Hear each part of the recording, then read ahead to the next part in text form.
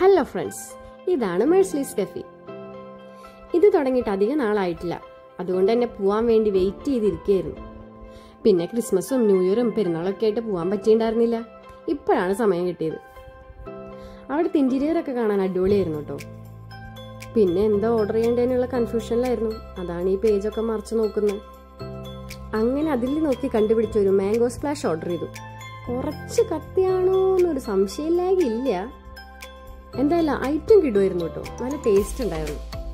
കുറച്ച് കാശ് പോയാലും നല്ലൊരു സാധനം കഴിക്കാൻ പറ്റും. പക്ഷെ ഞാൻ ഇരുന്ന സ്ഥലം കുറച്ച് പ്രശ്നമായിരുന്നു. അവിടെ ബ്രൈറ്റ്നെസ് ഇല്ലാത്തതുകൊണ്ട് ഞാൻ എൻ്റെ ഫ്രണ്ടിൻ്റെ അടുത്ത് ബ്രൈറ്റ്നെസ് കൂട്ടാൻ ഇങ്ങനെ പറഞ്ഞു കൊടുക്കുമായിരുന്നു കേട്ടോ.